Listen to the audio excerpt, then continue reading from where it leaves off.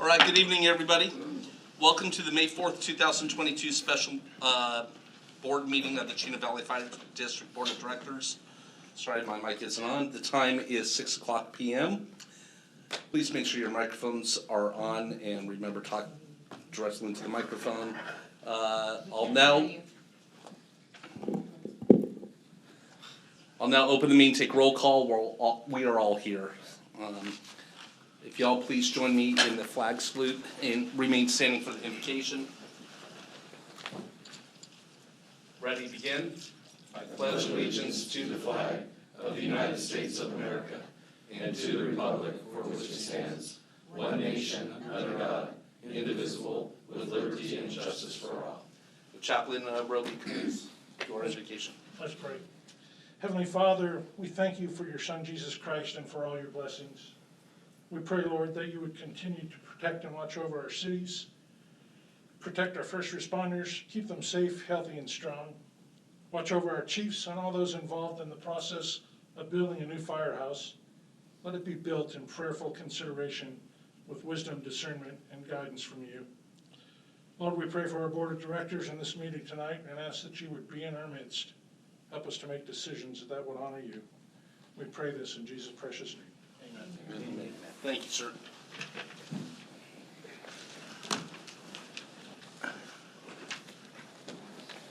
Do we have any changes to the agenda this evening? There are no changes to the agenda. Thank you. Public communications. This is the time and place for the general public to address the board of directors about subjects that do not appear elsewhere on the agenda. The public may address items on the agenda at the time addressed by the board. Due to board policy and Brown Act requirements, action may not be taken on any issue not on the agenda. When you address the board, please state your name and address prior to making your remarks. Please limit your comments to 5 minutes. Do we have any requests to speak? Hearing none. Old business, none. New business, Fire Station 68 project overview. Purpose is for the board of directors to receive a project overview and proposed timeline for Station 68 project. Fire Chief Dave Williams, please present your report.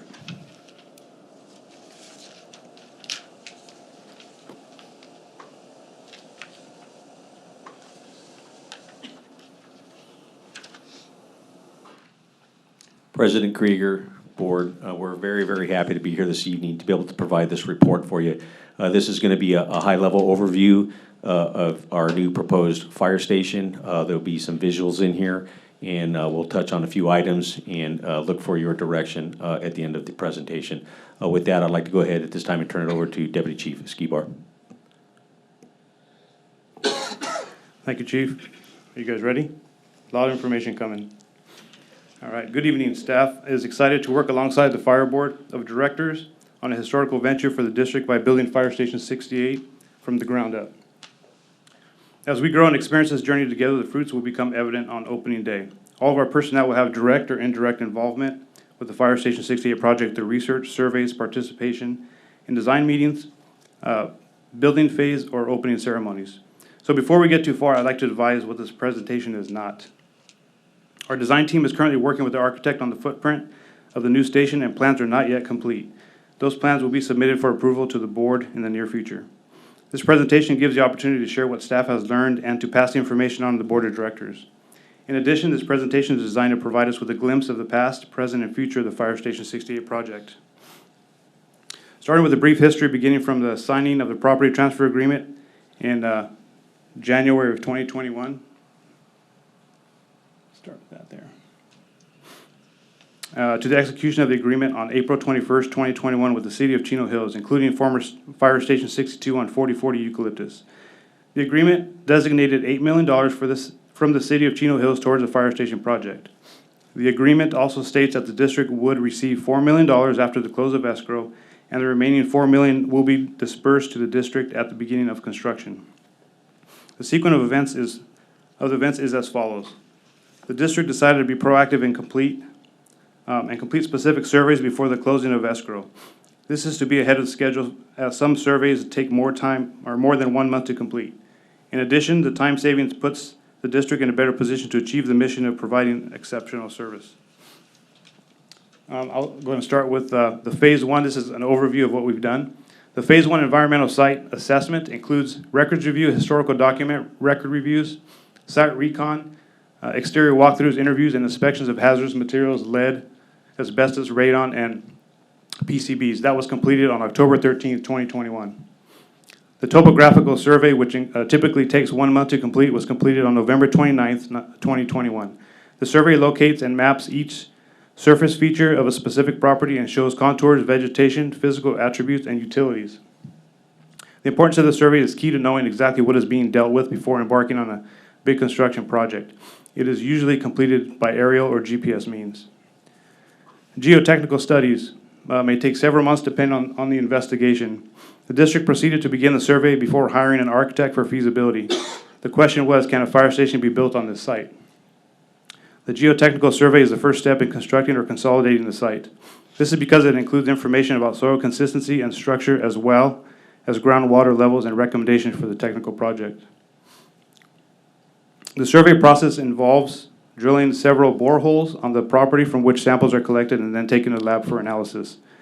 Based on lab results and field observations, a report is created which helps the district understand what lies beneath the surface, therefore determining a firm foundation.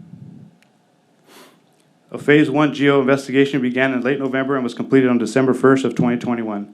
The geotech specialists drilled to the typical 50-foot depths in six different site areas.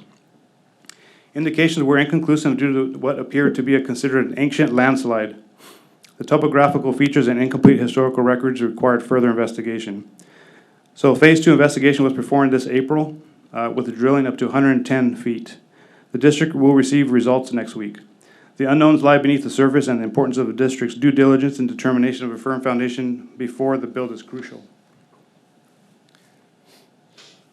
So CEQA, we always hear about CEQA, right? CEQA. What is CEQA?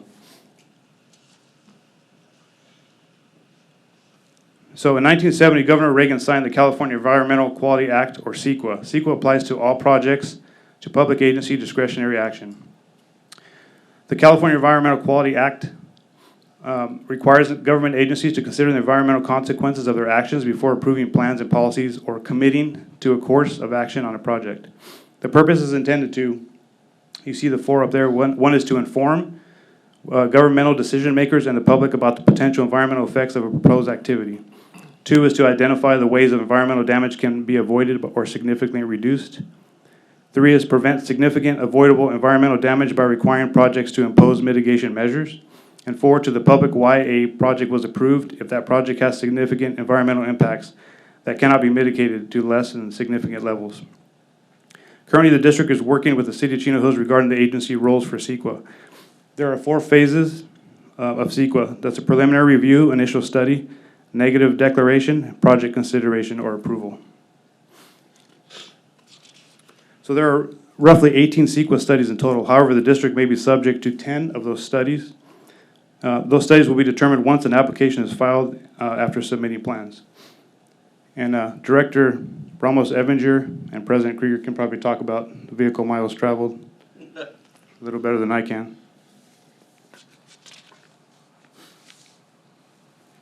Regarding design and construction, costs can generally be divided into 2 categories, hard costs and soft costs. Hard costs are those associated with the physical building construction, while soft costs are intangible and are typically associated with the planning and permitting. Our next steps are to apply for the general plan amendment and the site plan review with the City of Chino Hills. The primary parcel is zoned for public institutional, which is the right side of the slide. And the larger parcel is zoned as public open space. So you can see from the arrows there, the one on the right-hand side, if it points down, just a bigger, it's a zoomed in picture of what the fire station property looks like. If you see the gold arrows there, some of our property that we have actually encroaches into the public open space area. So there would have to be a general plan and zoning amendment to the public institutional space. But that's part of the permit process. That portion will be part of the project entitlement and covered under the general plan amendment. On January 26, 2022, an RFP was posted to the Planet Biz requesting proposals for architectural services to design a 10 to 12,000 square foot fire station with 4 drive-through apparatus bays, 1 half bay, 10 dormitories, 6 full bathrooms, 1 public bathroom, and consider innovative design factors for cancer prevention hot zone design, PTSD, sleep deprivation, value engineering, and flex spaces. For comparison, Fire Station 61 is 13,230 square feet, Fire Station 3 is 10,667 feet, and Fire Station 7 is 9,085 square feet. Can I ask one quick question? Yes, You said 10 dormitories, but there's 4 bays and then a half a bay. correct. Is that half a bay going to be like a battalion headquarters? Correct. Is there an extra dormitory for that one? That's correct. That's part of the 10. That's part of the 10? Yes. Okay, thank you. So we cover the recent past regarding the work conducted by the district to the present day. We now move to the present. What are we currently working on today? Battalion Chief Gable will discuss our internal design team and their functions.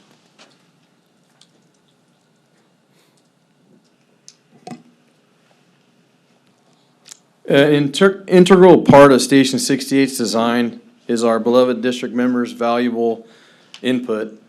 As a result, we were able to develop an internal design team that consists of the following. We have our fire chief as the project executive, deputy chief Skibar as our project manager, myself as an internal design team leader and assistant project manager, our fire marshal Daniel O'Toole dealing with our planning section, Chris Roberts, who's our senior IT analyst, IT infrastructure for the facility, Steve Burns, who's our fleet and facilities coordinator, dealing with our facilities advisement, and then our architect, Kelly Needham, from PBK as our primary architect, our principal architect. Underneath the design team, we have 3 different leaders. We have Captain Lemoyne in charge of the living quarters area, Brian Turner, battalion chief, in charge of our apparatus bay area, as well as the exterior, and then Battalion Chief DeSoto in charge of the office areas and the wellness areas. So I wanted to highlight our personnel. So we were able to solicit input from our entire staff. As you can see, we have a good cross-section of admin personnel, professional staff, as well as our floor personnel. So we have several engineers, company officers, and firefighter paramedics that are part of that overall process. And I'd like to introduce our architect, Kelly Needham. Kelly comes to us with nearly 4 decades of experience. His firm and himself have been part of over close to 200 development and design of fire stations. Fortunately, he's worked on several of our facilities here in the district, Station 61, Station 62, 63, the remodel here at Admin, as well as our training center and Station 67. So he's very familiar with our district as well as the process that's before us this evening.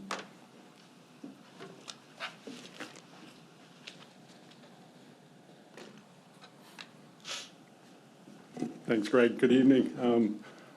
Apparently, it's my only skill. 4 decades makes me sound really old. I don't know how many left in me at this point. Well, thank you for having me tonight. What you have on your screen right now is kind of a general overall timeline and workflow diagram to give you some idea of what the process is moving forward. Generally, a fire station will take anywhere between 18 to 24 months to complete from start to finish. And there's a number of phases that we go through. Right now, we're in what we call schematic design. That's generally about 15% of the job, and I think that's expected to take a couple of months. We will then move into design development. That's usually about 10% of the job, not too much. But then you can see probably the biggest portion of our job is construction documents. And that's expected to start around July of this year. So I think once we get done with that, we'll move into bidding, which is usually a very small part of it, and I hope to be under construction right after the first of the year, January if I can, but it may go to February, I'm not sure. So I think that gives you a good idea of where we're at. Like I say, we've met with the group a couple of times. They are very good. They are all interested. There is more of them than I've ever had before, more input than I've ever seen on a fire station, and so the more input we get, the better your station will be. So if there's any other questions I can answer tonight, feel free to pick my brain at any time. I have a question. Sure. Thank you, sir. If this project were done a year and a half ago compared to now, what do you think the difference is on costs? several $100s a square foot. Right now, construction costs, we were estimating when you guys go to bid, will probably be in the neighborhood of $750 to $800, and they're going up constantly. I think the first fire station I did back in the day, apparently a long time ago back in the day, was $100 a square foot. It's constantly going up. We just bid one in Fontana that came in at a little under 700. I would expect 2 years ago, you probably would have been $150 to $200 less per square foot. Okay, thank you very much.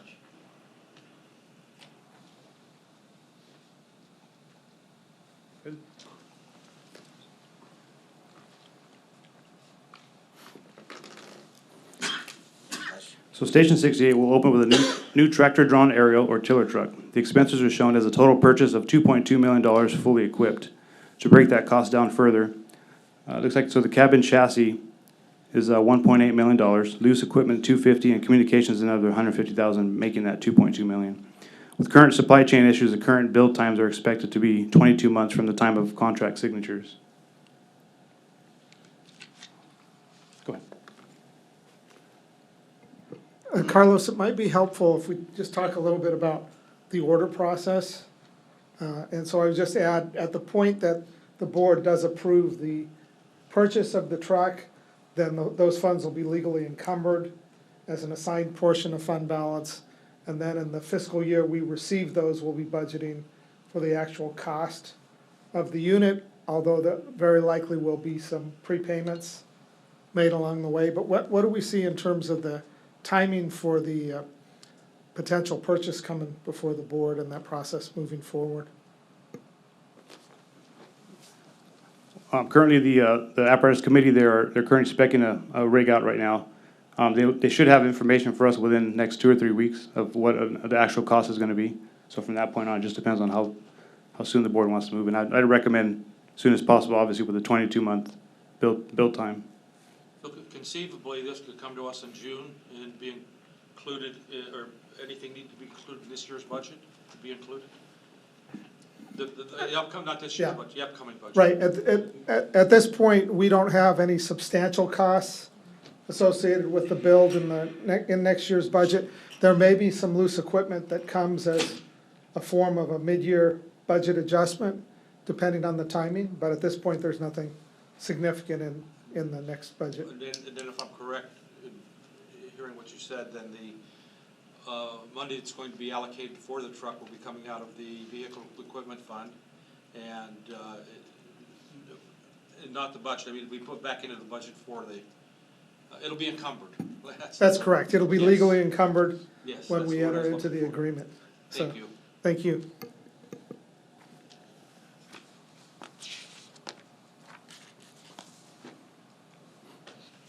So there's a need for the district regarding, there's a need in the district regarding the storing of apparatus for both light and heavy fleet, and a central location for district supplies, record storage, medical supplies, and disaster supplies. There's an opportunity to build this structure simultaneously as the station. Staff presents the storage facility as an opportunity for the board to discuss and provide direction whether to proceed with the research into the suggestion. Kelly from PBK has plotted a 3,500 square foot facility as a placeholder on the initial site plan until further direction. Of course, this is an amendment to the current architectural services contract if approved to move forward. The price of the storage facility would be the exact cost of the station per square foot using the same materials. That cost may come down to $1.5 to $2 million for the 3,500 square foot facility. However, there may be an option to research a prefabricated building that has a similar look to the station for around $1 million. If I could just jump in and just add a little bit of more context there. So we've been discussing for some time, as the district has grown, we have several needs that are before us. In some instances, it's storage. As our fleet has continued to grow, we need places to house those items. There's other examples, such as the Blue Ridge incident comes to mind. When we had that incident, we had a pretty heavy need for some supplies that we just don't, quite frankly, have the place to keep those currently. Additionally, another example would be COVID. So when COVID hit us, I was in a position to have to store pallets, in this case 5 pallets that were taller than me, outside underneath at the training center. And again, those items would have been much better housed inside. We spend money on those. They would have been much better housed inside and out of the elements. So there is a significant use for us in the district. The consideration, as we'll continue to talk about it, really should be kind of back to Mr. Needham's comment about the ongoing increases in prices. So as the board gives consideration for that, that if we decide to hold off, that at some point that cost likely goes up. Fortunately for us, we're going to go ahead and take care of the CEQA element related to a structure in that location. Is so if you were looking at the fire station, it'd be slightly to the right of our property, on our property. However, again, so that's just one item that as we move forward, that will need to be continue to be talked about. So thank you. Will that be coming back to us at a later date? Because I'm a proponent of maximizing the use of that site. And I've said all along, we should be doing the architectural work for both buildings and have the other one shovel-ready or ready to go, should the funds become available to do that. So when do we have to make a decision to, I guess, put a change order on the architectural portion to include a second facility? And I think you got to look to the future, not what we need today, but what we're going to need in the future, and what can we maximize on that property? What can we put there? Yeah, I'm sorry.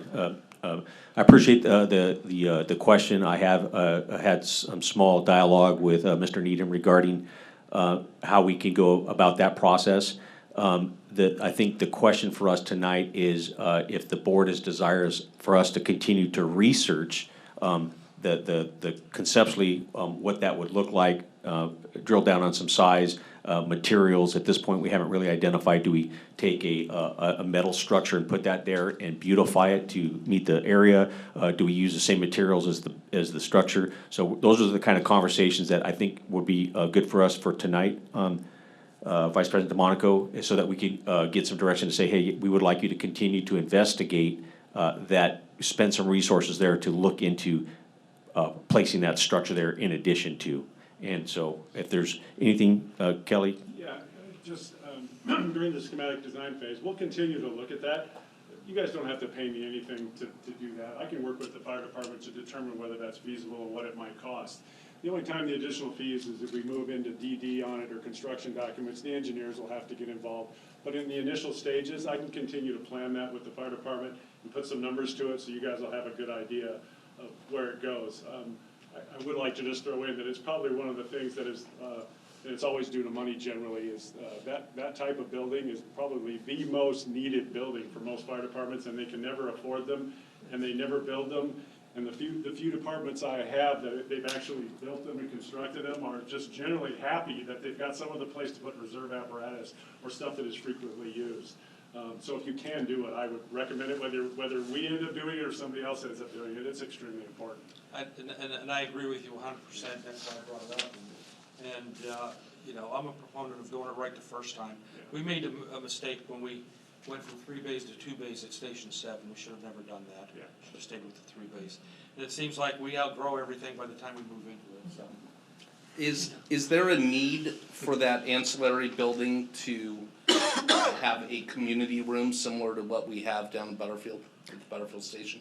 Yeah, so again, I believe that structure could serve us in many capacities. As I reflect over the last at least 15 years, there's been times where we've used the hangars out at the airport for storage. We've had to spill over some of our storage actually into our apparatus facility.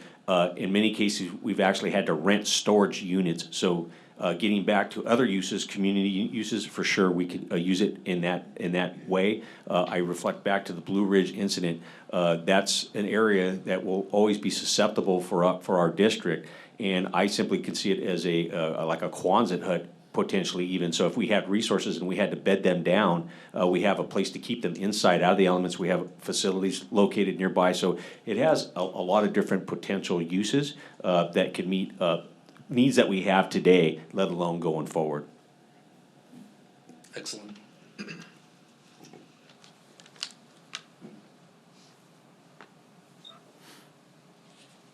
Okay, so next slide here, we have the total projected cost for the Fire Station 68 would be between 7.5 million and 10 million, depending on what the costs come in at and the square footage. A fully equipped ladder truck at 2.2 and a proposed storage facility between 1 and 3.5 million. That would be through the facility acquisition maintenance. Oh, I'm sorry. The facility and acquisition maintenance fund currently has 1.1 million in that fund right now. I'd like to turn it over to Director Steve Heide. Thank you, Carlos. So just to clarify, that 1.1 million was allocated by the board earlier this year as 1/3 of the amount received from the COVID relief fund. So those funds have been earmarked for contingency purposes associated with the project.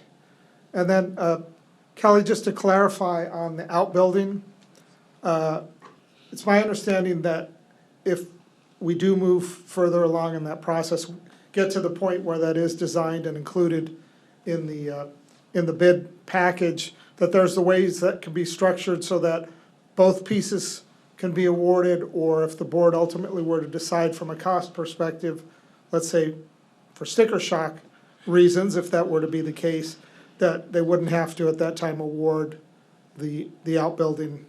No, you're exactly right. We Yeah. can set it up as an alternate, and we may have others in the job that you guys want to just sort of hedge your bet a little bit to make sure you don't have to rebid the entire project again. You may decide, I'm going to do the fire station, I'm going to let this building sit. At least you've got the plans and everything ready to go, and if you've got more money later on, you could bid that again. But at least it's done. So that provides some additional flexibility. Yeah. One other thing we wanted to talk about this evening, I think we've got it on the next slide here, has to do with regard to the approval of expenditures. And so currently, the fire chief's authority under the purchasing policy is limited to budgeted items up to 100,000. Anything above and beyond that needs to come to the board.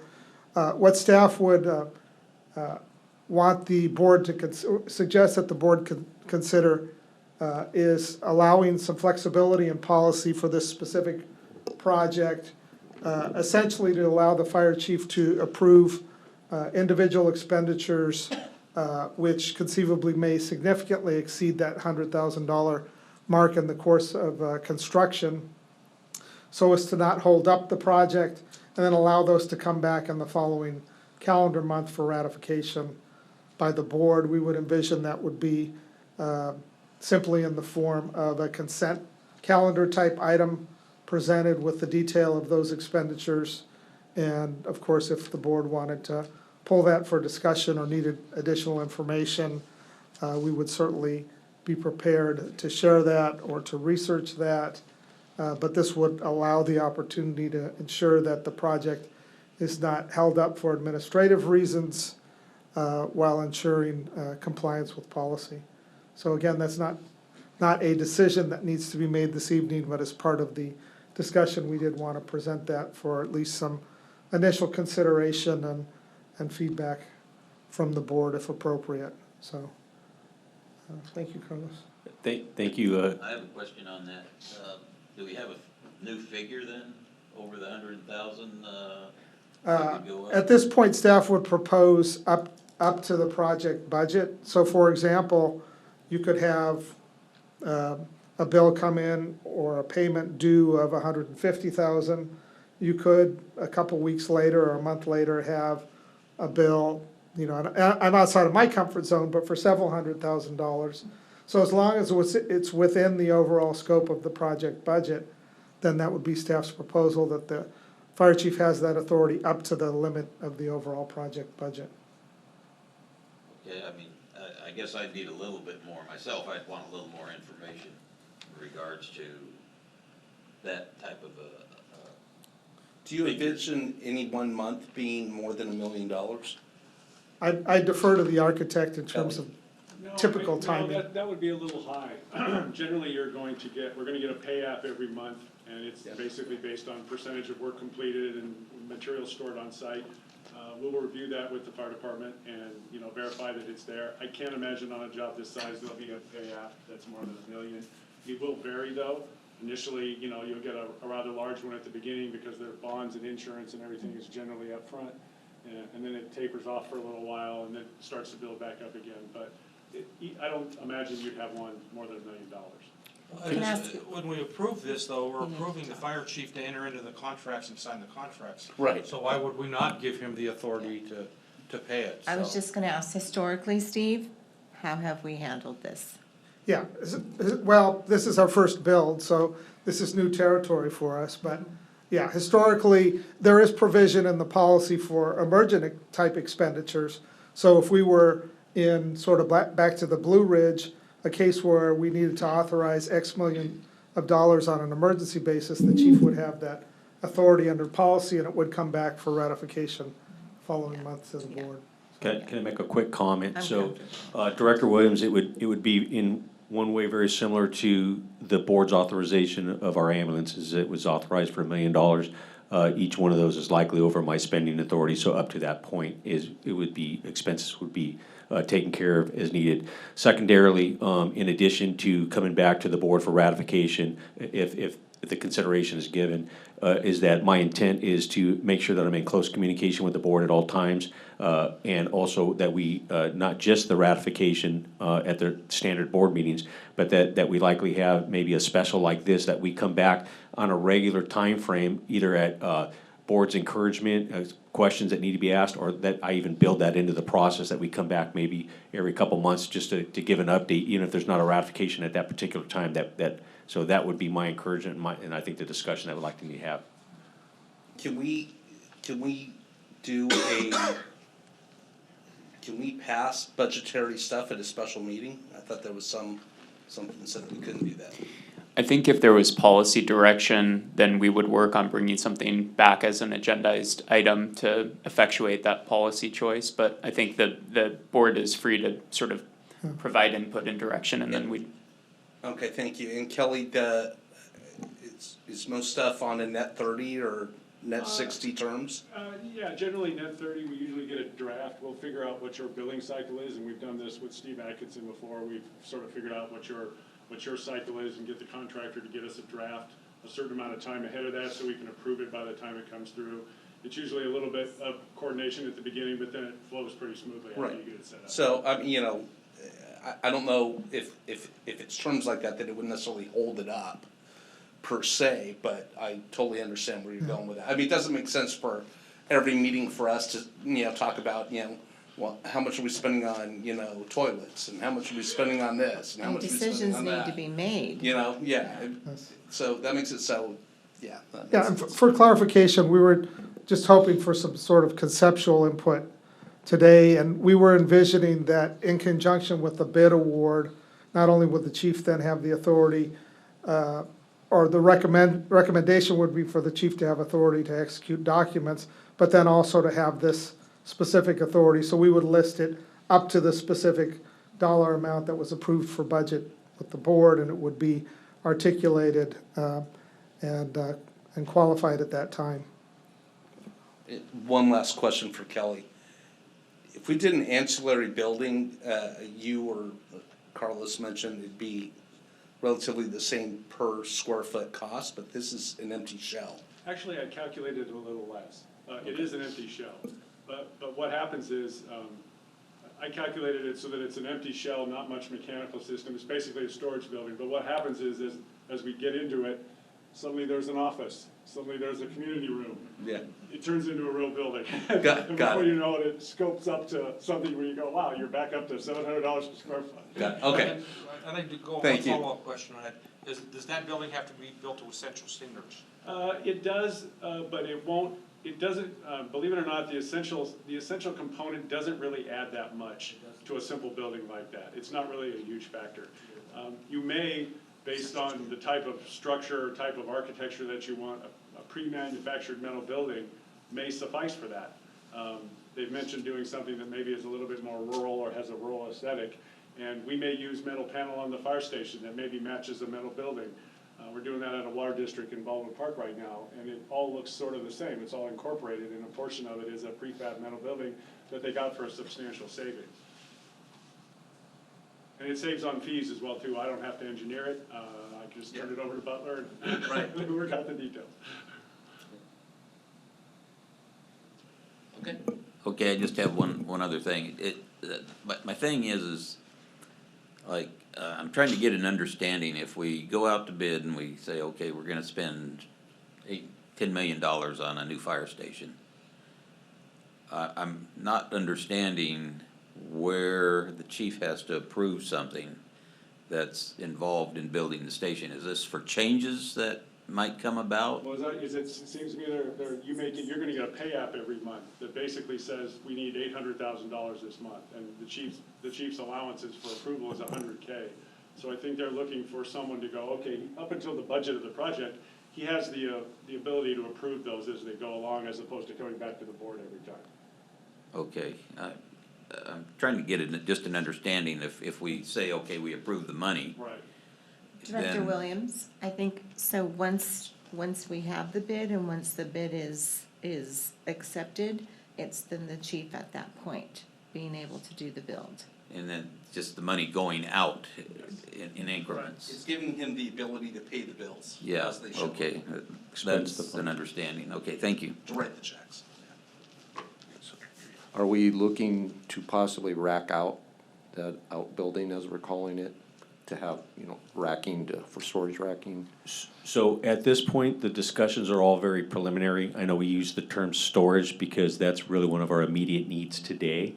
So I think as we continue to discuss what the best use of that is, there may be some racks in there, but ultimately what we want to do is we want to get it situated so that it's going to fit as many of our needs as possible in the best way possible. So it's not necessarily committed at this point, but it's a consideration.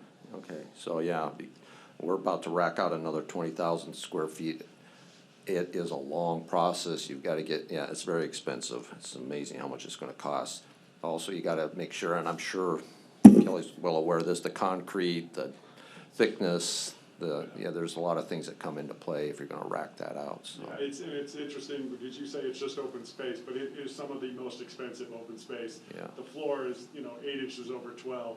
The clear span space. So a lot of people tend to think that the apparatus room is the cheapest space in the fire station. It tends to be the most expensive space because structurally it is the most difficult to do. Yeah, you're covering big spans and the floor. Yeah. The sides tend to be minor framing, but that apparatus bay tends to be the biggest expense. Yeah. Okay. And a lot of time. If you are going to rack it, I think we're 6 or 8 months out waiting for our racking right now. So. Yeah, Director, I don't think, so as I'm imagining in my head, because I'm familiar with the rack systems, I don't think it's gonna be as extensive what you might deal with in your business, because we're not storing those kind of commodities. Conceptually in my mind right now, I'm thinking about storage of apparatus, some racking for space-saving purposes more than, again, I think you're probably dealing with some different style of commodities that have probably much more higher requirements than what we're talking about. But we're gonna look at all options, we're gonna continue to evaluate our needs. Yeah, probably, but I think you're still gonna have some structural engineering issues to make sure you're in compliance, I'm sure, no matter what you're putting up there, so, yeah, okay. Any other questions from board? I guess, from my perspective, I think this is a great idea to take a preliminary look at that. And I would like to see it have probably an office in there and a restroom and a community room that's, this size that we have right here. We're gonna go 4-story? Why not? Yeah, let's do it. But I think as we grow and as the city gets built out even more and more, there's a need for space like that, so. There will absolutely, it will not be unused, I can assure you of that. Again, as I reflect back over the last 15 years of, to your point, we build a place and it's not big enough when we're done. Just, we're growing, we have needs to again, facilitate all of our storage and other issues that arise as we go through the process. And I love the idea of having a rural kind of aesthetic, to it, so. I want something that fits in with the community. Whether it's rural or whatever. Barns. I want something that fits. I want some reclaimed wood and beams showing throughout the whole thing, I like that stuff, but I still want something that fits in with the community. I wanna go back to Vermont and find an old barn. So as we come to a close on the presentation, I want to say thank you very much to the board. As Carlos mentioned, we haven't done this in the district prior. And so I want to thank the board for their support in helping me work through the process early on with the city. Kelly, thank you for all of your help.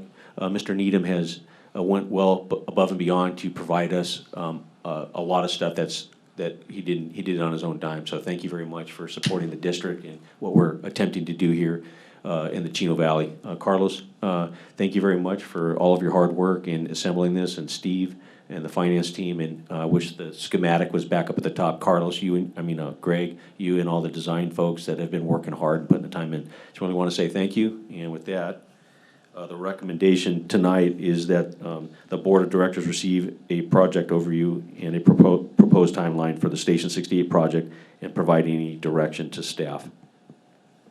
All right, with that, we will ask any additional questions that we might have, and Director Evinger's chomping at the bit. No, I'm okay, I won't, because this is just the beginning. It is just the beginning. It's going to be very long. John? It's taken us 9 years to get to this point, and I'm glad we're here, and I don't want to see anything slow it down, so I'm a proponent of moving this thing as fast as we can and moving with it. And I want to thank everybody for the hard work that's gone in to put this together.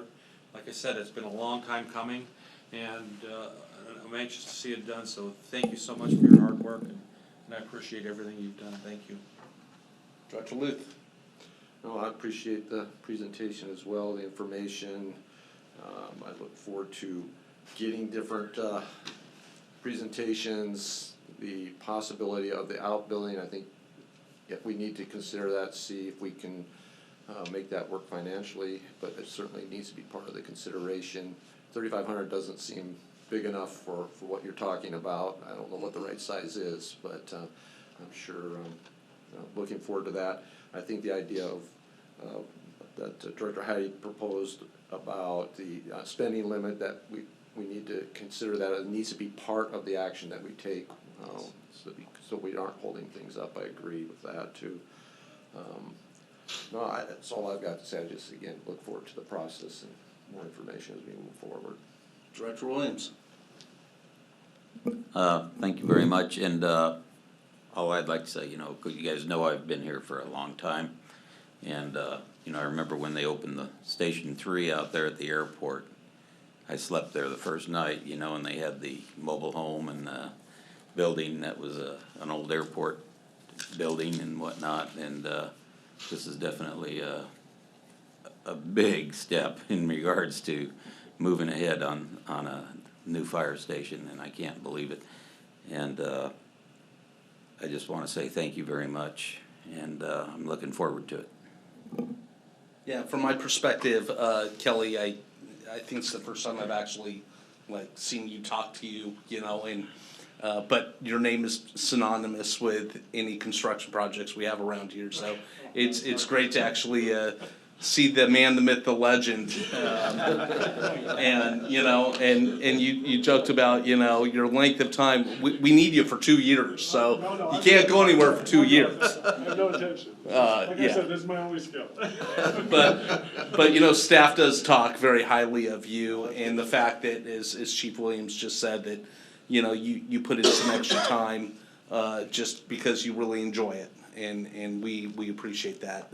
President, you guys are one of the best departments I work with, and I'm not just saying that. There are many that just don't care, but you guys tend to be a top shelf organization. It's like you said, you want to do it right the first time, and that's what I've seen here the entire time I've worked with you guys since the early 90s, I think. Well, wait till you come back to us with paint colors, and then we're all going to freak out on you. Not We're not going to agree at all. Paint colors is not our job. I just have a couple last questions regarding CEQA. You said Chino Hills. We talked about Chino's kind of taking the lead on that because they already have some historical documents, and that will help it be more cost effective. Is that working? I think we're working on that right now, yes. Yeah, so I'll weigh in, and then if legal needs to weigh in as well. But we are working with the city. That was our desire. That sounds like it's their desire. We want to make sure that we're following the codes. There's some language in there that may indicate that we take the lead, they take the lead. We're sort of sifting through that because we want to land at the appropriate place. Mr. Rosen is working with their legal counsel. We should be able to get the final decision here within the next week or so. When that happens, I'll let the board know that, hey, listen, in this case, the district's going to take the lead or the city, however that lands. Okay. I got a question. Was the city invited to this meeting tonight? Are they aware of it? That is a great question, Vice President DeMonico. I may have missed that. I don't believe they were specifically reached out to. Because I would have thought somebody from the city would have been here. Yeah. I mean, they would have known about it because it was a published meeting. Yeah. I did mention chief comments at the last Okay. council meeting. So this ancient slide that happened. So I'm uncomfortable with committing $2.2 million to buy a truck when we're still kind of in that preliminary stage of making sure that we can actually build a structure there. So how long will it take us to get answers on that? So hopefully the geotech report will come in next week. Okay. And then we'll have. More of an answer. And the preliminary information they've told me looks good. Okay. Yeah. Okay. Yeah, President Krieger, if I can just add into that, so I think we need to take into consideration the location of it and the structures that are around there. Would you say that's accurate, Kelly? That so there's obviously a lot of building in that area already, and this is just one of the processes that we have to go through. But for us, fortunately, our legal did a really good job in securing our position on that. So should we have found something that wasn't appropriate for us, legal did a really good job on securing it in our agreement that. Never want to go back to the drawing board this far down, but we're at least secure that if we had to take a different posture, then we're protected in that way. Okay. One more thing. Showed a picture of the sign up. Is the sign up? Yeah. The sign is up. Last Just by there the other day and didn't see it. went up on yesterday. Yesterday. And Okay. again, it's just another. It's a kudos to our team. So if you know, Steve Burns is super talented. He built that sign for us, so it saved us money from having to go out and do it. Built the stand that it's on. So in the end, we have the ability to maneuver it, move it, display it, add to it. Once Kelly gets the architect rendering, we will place that on there as well. Yeah, excellent. There was I'm glad that's up there. There was a Facebook post last week of when they saw the drilling happening there, and people were, Facebook's great because you get all these people freaking out about, what's happening. They're drilling for oil next to my house, and and they're digging holes to dump toxic waste down, and it was great. But so many people had commented, it's a new fire station, and then the more that people said, oh yeah, it's a new fire station, I just read about it and all this stuff. How many people that live right by there were actually excited about it? So I thought that was really good. There's an element of excitement, and I really like that. So from a consensus from the board, do you guys need us to say yes, Steve, draft the budget amendment, or it has to come back to us to vote on? So. It does.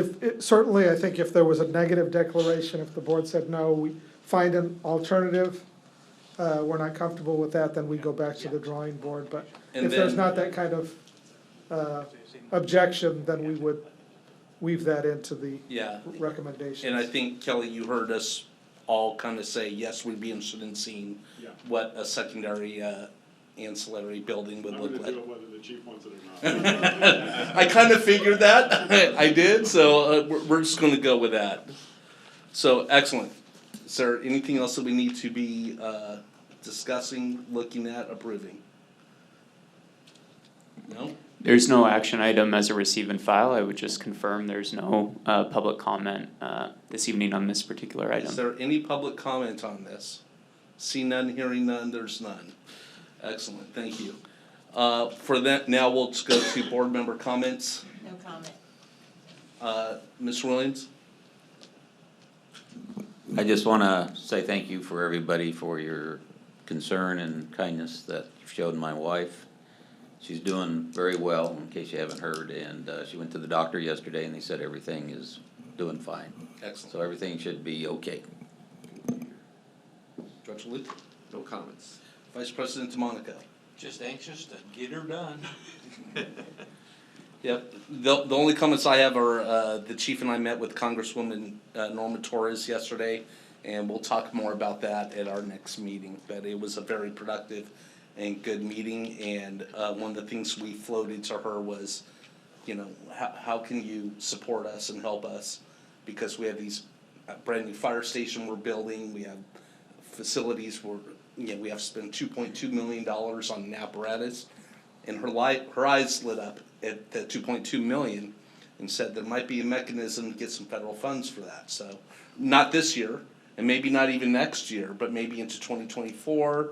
And so, you know, there just might be a way to massage the federal funds a little bit, and spoke to her about the COVID relief funds and how special districts were specifically cut out, and she was concerned about that and was going to go back and talk to more people about that. So, with that, we will adjourn the meeting. The meeting will be adjourned to a regular meeting of the Board of Directors of the Chino Valley Independent Fire District to be held Wednesday, May 11th, next week, at 6:00 p.m. That's it.